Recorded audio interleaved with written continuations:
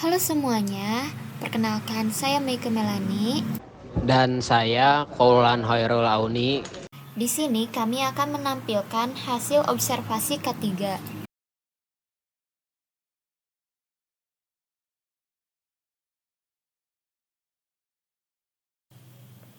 Apakah alat-alat yang digunakan untuk pencegahan dan penanganan kecelakaan kerja telah tersedia dan berfungsi dengan baik? Kalau yang konvensional itu tidak ada pencegahannya. Jadi kalau udah langsung kecelakaan udah terpotong. Jadi beda sama mesin CNC sama injeksi plastik, itu ada pengamannya dari mesin. Jadi untuk menangani ini kita selalu adakan sosialisasi atau pelatihan kepada karyawan, baik karyawan yang baru mau masuk atau karyawan yang udah lama. Apakah PT ini pernah mengadakan pelatihan K3? Nah, itu adalah agenda kami sebagai K3, kan harus ada pelatihan K3. Untuk saat ini baru 50% karyawan yang sudah dilatih K3 secara baik materi maupun praktek. Itu 50% itu di setiap divisi perwakilan. Jadi misalkan divisi las pelatihan K3-nya karyawan ada 20, baru 10. Seksi bubut ada 30, baru 15. Jadi setiap divisi itu sudah ada perwakilan yang udah dilatih K3. Oh, kayak kendalanya itu apa ya, bisa sampai hanya 50% atau emang SOP-nya seperti itu? Nah, kendalanya kita kan industri ya, nggak mungkin satu divisi itu ikut pelatihan K3 semua, karena nanti mengganggu produksi juga. Jadi giliran bertahap gitu. Tapi target kami dalam 1 tahun 100% mereka udah ikut pelatihan. Baik. Bagaimana evaluasi terhadap tingkat ketaatan pekerja terhadap prosedur-prosedur K3? Nah, untuk nomor 4, evaluasinya itu hanya secara internal saja. Maksudnya nggak melibatkan seluruh karyawan yang sudah di training ikut pelatihan K3, tapi hanya kepala divisinya saja. Apa sih ini sulit menerapkan prosedur-prosedur K3? Oh, APD-nya Pak kurang, APD-nya rusak, atau jumlah APD kurang daripada jumlah karyawan. Baru kita pesankan dan beli lagi. Apa saja potensi bahaya yang telah diidentifikasi di area kerja ini? Nanti bisa kalian lihat sendiri, karena kita ada 9 gedung. Tentunya potensi bahaya ini berbeda-beda sesuai dengan mesin yang kita gunakan. Untuk K3 ini di semua jurusan, mau di industri, mau di rumah, mau di jalan, itu pasti ada potensi bahayanya. Apakah PT ini memiliki riwayat kecelakaan kerja? Jika iya, apa langkah-langkah yang telah diambil untuk mencegahnya? Kecelakaan kerja pasti ada.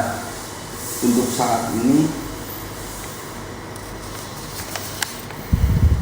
kecelakaan kerjanya yang lebih banyak ya di seksi pengawasan. Karena kita sedang padat mengulas, bukan berarti karyawan kita nggak menggunakan APD atau nggak ngikutin prosedur SOP K3, tapi yang banyak yang kecelakaan itu karena asap las, karena mata bisa. iya, mata asap las, tiba-tiba merah, nggak bisa buka mata, perih, itu ditimbulkan karena asap las.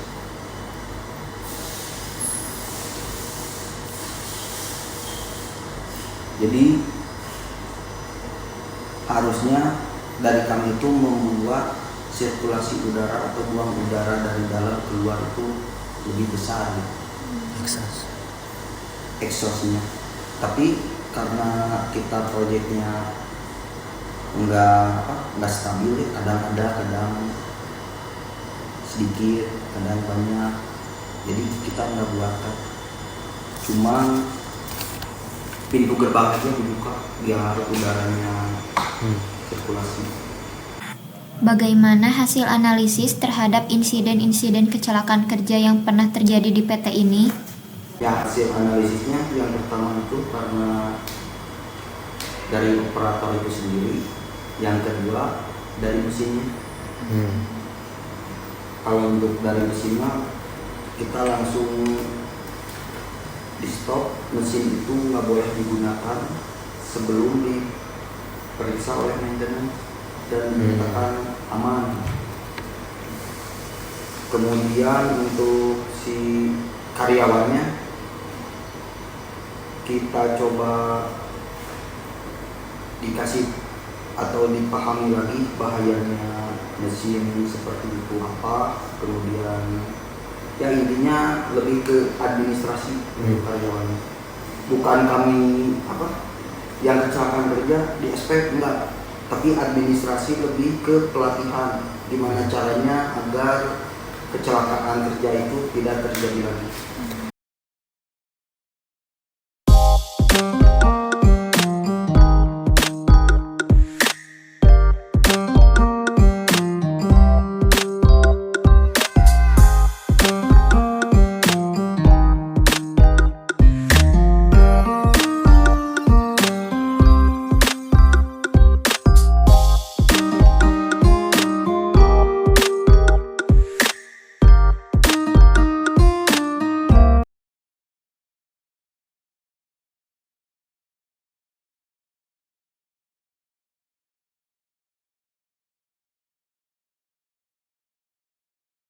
Kalau jalur evakuasi emang kita udah ada, jadi untuk evakuasi yang di dalam itu kita jalurnya ke di sini ada tangga masuk ke basement ke sini, keluar nanti ke parkiran barat sana, terus ada yang lewat ke depan itu, jadi kumpulnya tetap di sana di parkiran barat sini.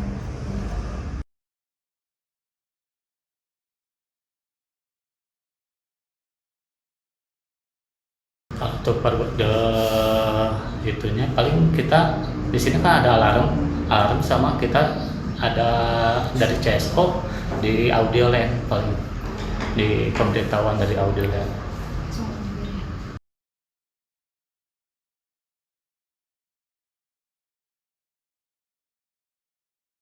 Kalau untuk jalur evakuasi ada, kita udah tempel jalurnya. Udah tertempel, jadi untuk jalurnya tetap ke sini. Kalau nanti ada di belakang juga ada, jadi ada tetap jalurnya ke sini tetap. Jadi segi tambahan kemudian jadi di lantai 3 sampai lantai basement bawah, kemudian di sini kan ada 3 lantai, 4 sama basement, jadi memang terpapang dari untuk, jadi ada 2 jalur untuk evakuasi, jalur back office satu, yang kedua dari SPM mungkin langsung dilarikan ke sini ke lobby, karena kalau ke depan kan ada kaca tumpuan segala macam dan seperti itu. Jadi titik kumpulnya atau point assembly-nya di parkir barat yang tidak ada atap. Oh iya, yang di ini Ya ada kan itu simbolnya juga, ada titik kumpul lah point assembly.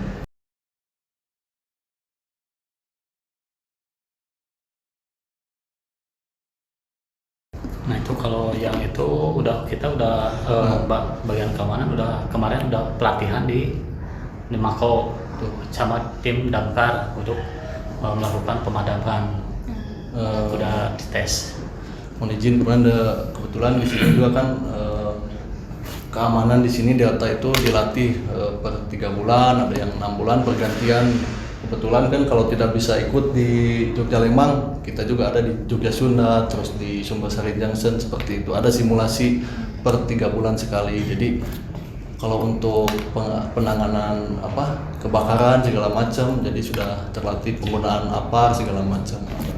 Ada 2 kan yang pakai karung goni, itu 1 karung goni basah kalau ruangan tertutup, sama penggunaan APAR.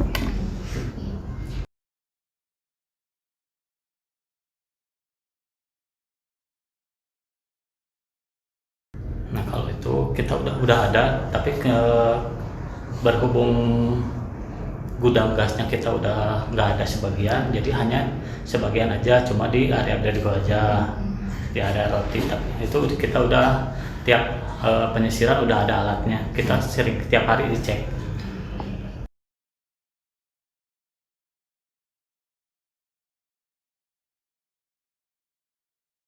Ditarik langsung udah ada dari DLH, ditarik ke Sarimukti ke situ. Dibuat pakan kemudiannya ada sebagian. Itu pokoknya kita udah serahin ke DLH, itu mah pasti ditarik ke sana.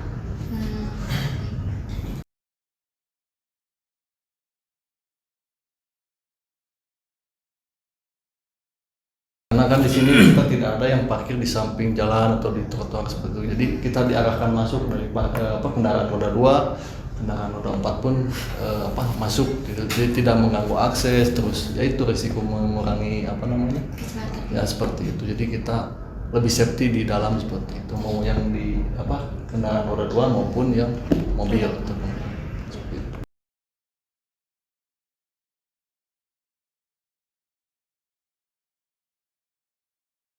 Kalau itu udah untuk lampu-lampu kita udah ada yang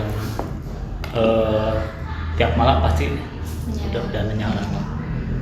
Jadi untuk lampu-lampu mah dari mulai Selasa koridor bawah juga sudah aman.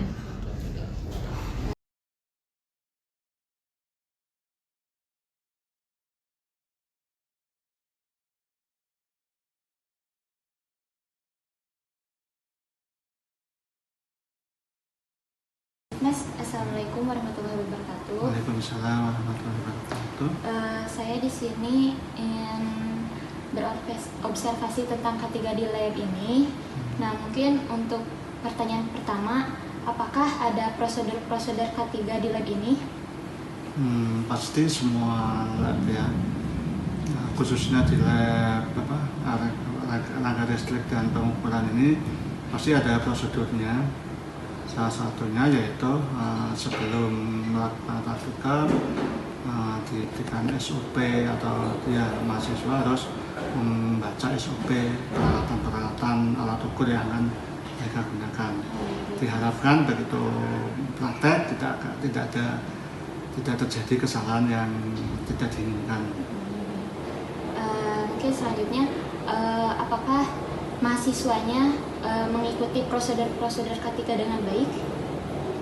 Nah, yang namanya individu ya mahasiswa ya, kadang-kadang ada yang konsen ya, ada yang konsen mengikuti arahan-arahan sesuai dengan SOP yang ada, tapi ada juga yang nggak tahu, mereka kurang paham atau tidak mengindahkan SOP yang sudah diberikan. Nah, kadang-kadang tidak, atau mungkin dalam perjalanan praktikum itu mereka teledor atau gimana ya.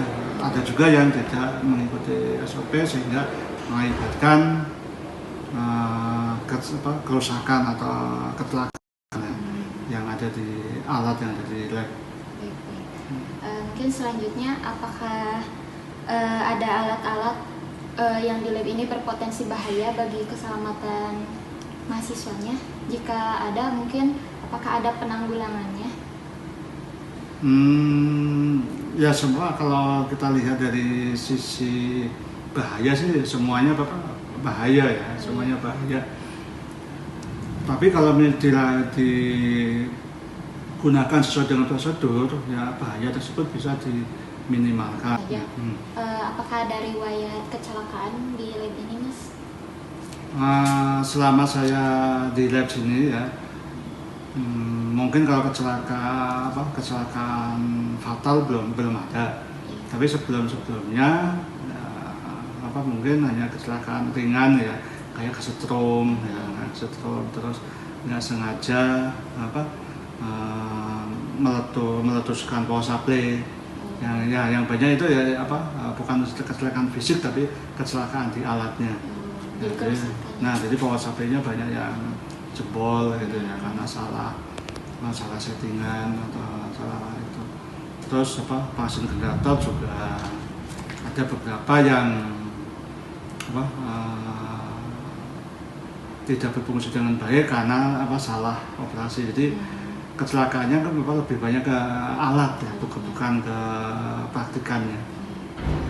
Mungkin Masnya sebagai kepala lab, apakah ada evaluasian untuk K3 ini, Mas?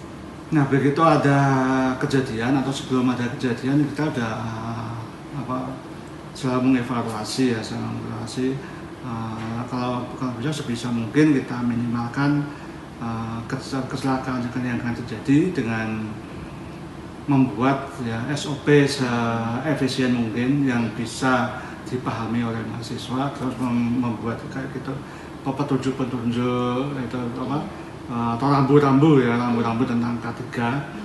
Diharapkan dengan rambu-rambu tersebut menyadarkan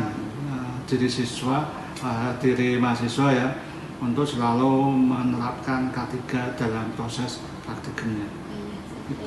Mungkin sekian dari wawancara hari ini. Terima kasih ya Mas untuk wawancaranya. Ya. Wassalamualaikum warahmatullahi wabarakatuh.